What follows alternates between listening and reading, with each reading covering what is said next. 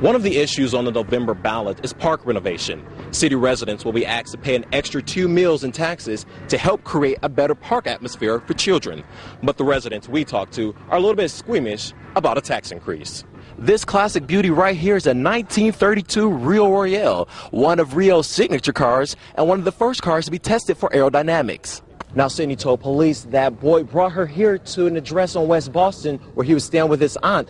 Sydney eventually got free and ran into this abandoned building right here where she hid and then fled to safety. Now, had her story checked out, she could have tarnished Scotty's career, but her story changed so many times from the 911 call and the interview with police. Now, this is a 4-year felony, and prosecutors say they will push for jail time. The vessel Earth Voyager returns to Rochester for its final bon voyage as it completes its 13-city tour of the Great Lakes. The 60-foot-tall vessel was built right here in Monroe County and was used to bring attention to Great Lakes pollution. They need to do something about bringing attention to it so people stop polluting the Great Lakes. I've always loved this area, and it's a shame that 90% of the year that you can't even swim here at Charlotte Beach. Earth Voyager has a legacy of racing in the Great Lakes, and now we're on a race for restoration and protection. The campaign targets 3 Great Lakes bills that will protect water quantity, clean up toxic hotspots, in which New York has 5 of the 28 areas of concern, and create rigid laws for foreign ships that discharge in a basin. They are often the ones introducing new aquatic invasive species. The problems at Plague Lake Superior plague Lake Ontario. And it doesn't matter what part of the ecosystem we're on, we're all connected and we're all facing the same problems. And we need to work together to address this. Scientists and environmentalists estimate that it will take more than $20 billion to clean up the Great Lakes. And from the 13 cities and a few other ports I've been in the last 3 months, I've seen a lot of raw sewage and from overflows coming out some major rivers and these issues need to be corrected. Obviously, within the Great Lakes Basin, we still are able to use our water, but it just gives us that extra layer of protection because water isn't a renewable resource. We need to make sure that we're protecting against it leaving our basin. So. We have to stop using our Great Lakes as a lavatory. This is Daniel Wallace, reporting for Rock Earth. The past 3 years have been one big green experiment for Ben Munson and his fiancée, Kristen Cox, who altered their lifestyles to be more green. The couple has done all sorts of energy savings things around the house, but what they're really known for is composting. I've heard that 60 to 80% of the weight of your waste is actually biodegradable or compostable stuff by weight. So I mean we're taking at least half of the weight of our garbage every week out, and then composting it and turning it into soil and fertilizer that we don't spend money on chemical stuff or other kind of artificial fertilizers. So we had a roommate who everywhere in lived between here for almost a year, and he, even at the end of it, was still having trouble composting. We're like, you really have to compost when you live in a house. We'd pick the recyclables out of the garbage. One of the goals of the South Wedge couple is to have a community composting center, which they started in their own backyard, and that local coffee shops already donate to. Yeah, it's about 2 parts of brown material to 1 part of green material, and green material would be any of this stuff, lawn clippings, coffee grounds. Brown material is like leaves in the fall, chipper shredded twigs. Things that are high in carbon are the browns. Things that are high in nitrogen are the greens. So you want to mix it at 2 brown to 1 green kind of volume ratio, and turn it every now and again, and it'll break down and turn into really, really nutrient-rich compost, which is kind of like a black, really rich, kind of almost moist soil. I noticed it with our composting thing that a couple of our friends now compost. After a year or 2 of us composting, you see it kind of spreads. I like to think that we give back to the environment, but more than that, I just don't want to take anything from it, And so we just try to minimize our footprint and just, conserve. This is Daniel Wallace, reporting for Rock Earth. Didn't see the gun, didn't see the guy driving or nothing, just saw the car go by. An unknown number of shots fired into traffic yesterday night. The shooting occurred along US 127 northbound from Ingham County to Clinton County. Police learned that 38-year-old Daniel Freshney was the shooter after responding to a series of 911 calls. Clinton County 911. Hi, I'm on Interstate 127, just about 3 miles past the 69 exit. There was a guy chasing people, driving 100 miles an hour. He's got a gun.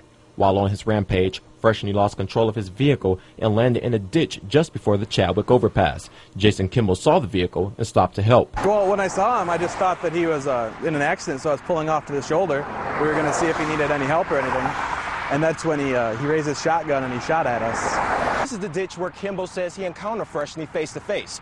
Freshney's car was parked right next to those trees over there where he took shots at oncoming traffic. At his arraignment, Freshney said that he believed that the city was under invasion and had to flee with his 6-year-old son. Police found that boy in the car at the time of Freshney's arrest. Freshney apparently hadn't been taking his medication and was trying to reach a psychiatrist. He was arraigned in Clinton County on 18 felony counts, 4 counts in Ingham County for incidents in Lansing Township and East Lansing. Police are still investigating. Bond was set at $750,000. In East Lansing, Daniel Wallace, 6 News. You are On the Ladder with Dan Wallace, a weekly feature that explores some of the younger talent in Rochester's business community. Jamie Leverett always knew dance to be part of her life. She's dreamt of being a ballerina ever since childhood. Her one simple goal, to become a hit on Broadway. But at the age of 26, she fell in love with the choreography aspect of the business and cut her dance vocation short. Jamie's built her career with the Rochester City Ballet, where she now serves as the artistic director and probably the youngest in the country. There's so many things I love about it. I love working with the dancers. I love seeing dancers take a role from just learning it to developing it to, really becoming the character on stage and seeing the growth in a dancer as they present a work. Her favorite part of the job is infusing her own contemporary ideas with classical pieces of art. It's kind of bringing a youthful element to a very traditional and somewhat older art form. Our piece we just did recently, our brand new piece, was called Luma Voce, and it had live vocal, and we really did a lot of experimenting with handheld lighting. So I'm trying to really experiment, branch out into contemporary dance. I also think it's really important, and something that I really love to do, is collaborate with other local artists. Some of those pieces have been featured in New York City.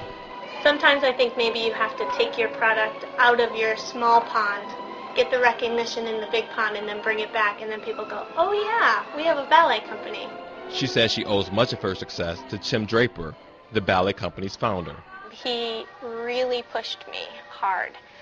He gave me lots of opportunities to run rehearsals, to do schedules. He put a lot of responsibility on my shoulders at a young age, which really prepared me for this job. Here's her advice to other young professionals. If you want to be the best, surround yourself with the best. Students at Ronald McNair Middle School are grieving today after learning about the tragic death of their assistant principal, Dr. Dolores Tillman Coleman. Coleman was stabbed to death in her home by her 30-year-old son, Lawrence Coleman. Lawrence then took his own life. Family members say that Lawrence battled with depression for many years. We believe that he just snapped. Dr. Coleman had been with the Detroit educational system for nearly 30 years, and though she was quite new to Ronald McNair, her influence and popularity grew rather quickly. Principal Trevelyan pulled the kids into an assembly to explain what had happened. We talked to them a little bit about what had occurred, and they were okay, and Dr. Burnley spoke to them, and we do have grief counselors in the building now. Kids brought with them cards and other love tokens to express their bereavement. And though this is a lot for the family and the school to handle right now, Principal Trevelyan says that they're going to do just fine and pull together, because that's what families do. So that was just a taste of what I could bring to your station. Here's my contact information. It's 15343 Asbury Park. That's located in Detroit, Michigan, 48227. Or you can reach me by cell at 313-300-6254 or by email at stackspk@hotmail.com. Again, this is Daniel Wallace, and thank you.